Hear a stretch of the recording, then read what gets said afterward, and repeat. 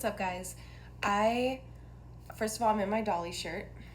This was my mom's shirt, and I love it. I wanted to talk to you guys a bit about my creative process because a lot of people ask about everything from like the songs to the videos, and where that comes from, and kind of like what my creative rituals are in order to get to a space where I can create and where I feel happy with the art that I'm making.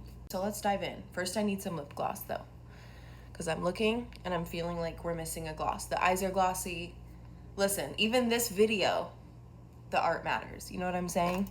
In the spirit of art and creativity, I want to talk to you about some of my rituals.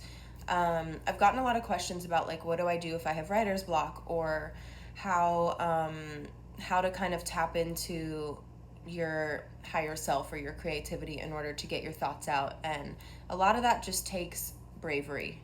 My biggest goal when it comes to creating art is like being able to tap into those really deep feelings, get them out, and then have you as the listener be able to feel those same feelings or take it for yourself and kind of be able to tap into whatever you're going through. All of that can really be very universal. Like if I'm talking about grief, but you're going through a breakup, we both have a loss that we're figuring out through art and through therapy and through music, and sometimes that's all one thing. So for me, when it comes to creating, I feel like my legacy is like telling my story through art. When it comes to making the songs, of course, I am super tapped in. I oftentimes will like be in the studio with the lights off or like a really kind of lower lit vibe, just because to me bright lights don't feel inspiring. I am so much more inspired in a space that feels almost like I'm like inside of a womb or something. I don't know. And that is like how I will tap into what I want to talk about. And I feel like I'm my truest self when I can be in this kind of calm space. And I think that's like the Taurus in me that really strives for like comfort and feeling kind of like a hug. And so I want my space to feel like that. And kind of no matter what I'm creating.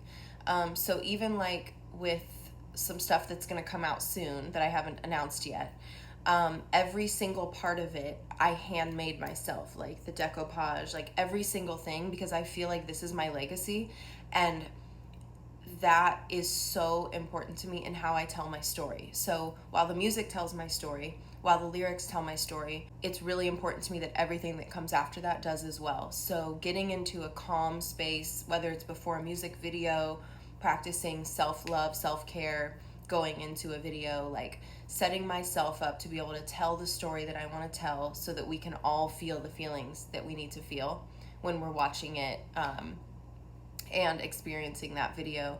Everything from the hair and makeup, the wardrobe, the set basically exudes the emotion that I'm trying to portray. So when it came to Juice, those colorful visuals all come from a space of wanting to highlight love and what that feels like when someone's that just fresh, like playful, carefree love. And I wanted to kind of come out with a bang, and like my orange hair, I wanted to have like everything be orange and like be like, this is who I am, while also touching on Juice and the themes in the song itself. When it comes to a video like a Shampoo that has a darker theme to it, I really wanted jewel tones. I wanted to show beautiful wardrobe and hair and makeup, and even like there are scenes with blood, but it's like rubies, right? Because I think sometimes in order to connect to people who may have not gone through something like this, or in order to kind of catch your eye and keep you engaged in something, you can make something beautiful out of something really heavy and dark and turn it into something that raises awareness for something, or something that someone wants to share with their friend, and then their friend now has that hotline number. And I think art and making something beautiful out of something devastating can be a new way that we channel it. And so whether I'm going into a music video or I am going on tour and I want to do lighting and I want to figure out what my wardrobe is and how I'm going to tell that story. Um, all of those little details matter to me, and the way that I approach every single thing is just 100% based on feeling. I have watched artists do this numerous times. We're seeing Rosalia do this right now on the road. There is so much feeling in her set because her album is made up of so many emotions, not only the lyrics, but in multiple different languages, because music is so transcendent. It doesn't matter if you understand exactly what she's saying, the emotion she gives on the album is so huge that you can see that in her tour, in her visuals, in her wardrobe, in the dancers, in everything. There's so much emotion because she is going to portray that visually. And that is a great example of that. Beyoncé is another example of that. Beyoncé will tell a story unlike anyone else.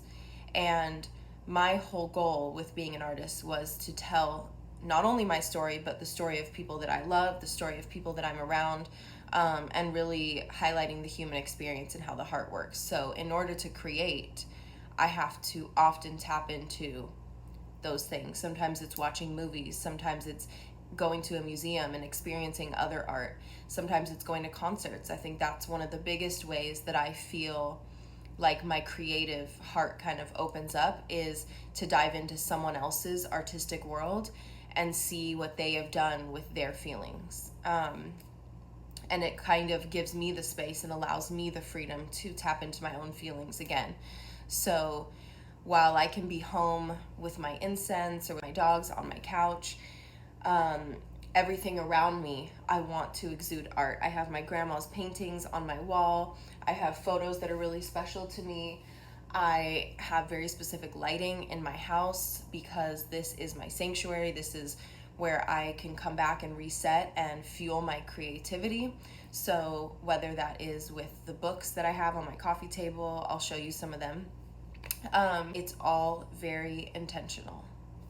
Again, with the Taurus things and also just being a creative, it's always important to me the way that things smell, the way that a room feels, the way that I can tap into what feels like my most peaceful state, which oftentimes is at home or in the car. I don't usually listen to other people's music in order to create something, but sometimes I will listen to a meditation, sometimes I will listen to Arabic or Persian Baha'i prayers or some chanting to really kind of put me into a spiritual space that I feel connected to. Anything to really open up those channels in me in order to create and put out what I'm trying to do, whether that's visually, musically, or just for me as a human being in the world. Ultimately, I want you to do whatever ritual feels good to you, and I want to encourage you to just be yourself and tap into all those like weird things or things that just maybe aren't the standard for creativity but make you feel in touch with your creative self, whether you're putting something out for the world or not. I encourage you to do that because it makes life a lot sweeter. Hope you have a good day. Love you guys. Cheers.